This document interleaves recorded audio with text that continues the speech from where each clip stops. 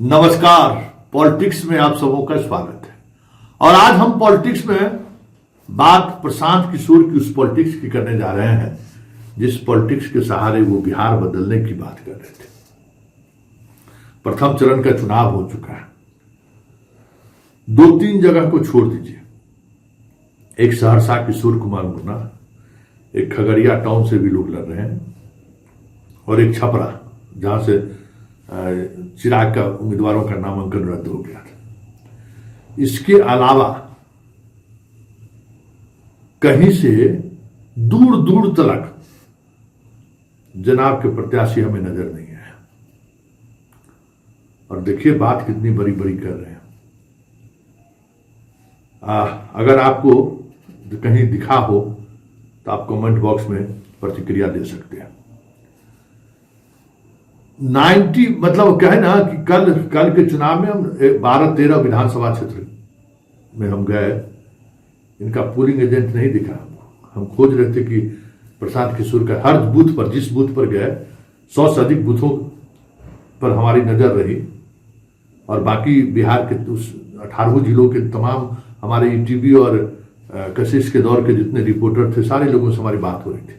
मेरा पहला सवाल यही होता था कि प्रशांत किशोर का वोट मतलब पोलिंग एजेंट भी है कि नहीं। कहीं नहीं। हैरान करने वाली बात है कि इतना बड़ा स्ट्रेटजी बनाने वाला आदमी आखिर पोलिंग एजेंट क्यों नहीं है।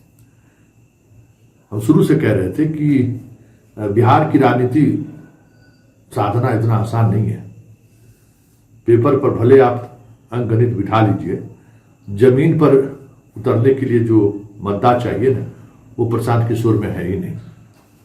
और प्रशांत किशोर की टीम का अगर ये सोच रहे हो कि 2025 में हमने एक आधार तैयार करने की कोशिश की और 2030 में तो हमारी बारी होगी, क्योंकि उस समय में न लालू होंगे न नीतीश होंगे, तो ये शायद भ्रम में जी रहे हैं। जिम्बाब्वे भी पहला वर्ल्ड कप में अपनी उपस्थिति दर्ज करा दी थी कि भाई जिम्बाब्वे भी कोई टीम है। जो आज रिवर्स शॉट मारते हैं, शुरुआत जिम्बाब्वे का ही किया हुआ है 83 के वर्ल्ड कप में। और उसके बाद वो उपस्थिति दर्ज कराते कराते ऊपर नीचे होते रहा, लेकिन जिम्बाब्वे कोशिश किया अपने आप को स्टेब्लिश करने के लिए टीम के रूप। तो इनका तो पहली उपस्थिति 0/0 दिख रहा है, तो इससे क्या उम्मीद की जा सकती है। खैर, आज उन्होंने वोटिंग परसेंटेज बढ़ने को लेकर बड़ी बात कही है और अपने जीत का दावा किया है। जरा सुनिए क्या कह रहे हैं प्रशांत किशोर। 30 सालों में ये सबसे ज्यादा वोटिंग परसेंटेज हुआ है फर्स्ट चरण के चुनाव में, ये क्या दर्शा रहा है सर? 30 सालों में नहीं, आज़ादी के बाद बिहार में हुए चुनाव में ये सबसे ज़्यादा वोटिंग परसेंटेज है। ये दो बातों को दिखाता है। पहला कि जो बात हम लोग पिछले कई महीनों से, बल्कि मैं 1-2 साल से कह रहा हूँ कि बिहार में 60% से ज़्यादा जनता बदलाव चाहती है और पिछले 25-30 साल से जो राजनीतिक विकल्प के अभाव में एक तरह से धीरे धीरे राजनीति को लेकर, चुनाव को लेकर उदासीनता बन गई थी, विकल्प नहीं था लोगों के पास। अब जनसुराज के आने से उनको एक नया विकल्प मिला है और बढ़ा हुआ जो वोटिंग परसेंटेज है वो दो बातों को दिखाता है। एक कि लोगों को एक नए विकल्प को देखकर उत्साह रहा है और बड़े पैमाने पर वोटिंग हुई है, बदलाव के लिए वोटिंग हुई है। और दूसरी बात, जो बड़े प्रवासी मजदूर हैं जो बहुत बड़ी संख्या में छठ के बाद रुके हुए हैं, उन्होंने अपना और अपने परिजनों का, अपने मित्रों का जो वोट कराया है उसने सबको सरप्राइज किया है। और जितने लोग ये बैठे हुए थे कि महिलाओं को 10,000 पैसा मिल गया और उसी से हम लोग जीत जाएंगे, इन चुनाव में महिलाएं तो हैं ही, लेकिन महिलाओं से बढ़कर प्रवासी मजदूर एक्स फैक्टर है। इस चुनाव का एक्स फैक्टर प्रवासी मजदूर हैं। वो क्या कर रहे हैं, वो अपने दोस्तों, मित्रों, परिवार वालों से कैसे वोट करा रहे हैं, इसी से बिहार का चुनाव तय होगा। आप मुझे जितने पत्रकार लोग हैं ये बताइए कि किसी मीडिया चैनल ने, किसी पत्रकार ने, किसी राजनीतिक विशेषज्ञ ने, किसी पार्टी ने अगर ये कहा हो, किसी नेता ने कहा हो कि बिहार में इस बार अप्रत्याशित वोटिंग होने वाली है? किसी ने नहीं कहा है। और ऐसा नहीं है कि महिलाओं का वोटिंग ज्यादा हुआ है। पहली बार बिहार में युवाओं की वोटिंग सबसे ज्यादा हुई है। सबसे ज्यादा एग्रेसिव होकर युवा वोट किया है। तो अगर युवा वोट कर रहा है तो अपने भविष्य के लिए वोट कर रहा है, बिहार में बदलाव के लिए वोट कर रहा है, बेहतरी के लिए वोट कर रहा है। स्टेटस को के लिए इतना बड़ा वोट पड़ना यूजुअली संभव नहीं है। एक दो अपवाद हो सकते हैं, लेकिन जहां कहीं भी पिछले 20 वर्ष में इस तरह से बढ़ चढ़कर वोटिंग हुई है, वहां इनकम्बेंट पार्टियों को, सरकार को खामियाजा भुगतना पड़ा है। सुन लिए पूरी बात। और इनका मानना है कि ये जो पलायन है, पलायन मुद्दा को लेकर वोटिंग हुई है। छठ में जो लोग आए वो बाहर नहीं गए और हमें लोग वोट किया है। और वोटिंग परसेंटेज बढ़ने का मतलब है कि हम जिस मिशन को लेकर बिहार आए थे, उस मिशन में पर हम कामयाब हो गए। एक स्ट्रेटजी बनाने वाला आदमी किस तरीके से पॉलिटिक्स की भाषा बोलने लगा है, आज प्रशांत किशोर की बातों से समझ में आने लगी है।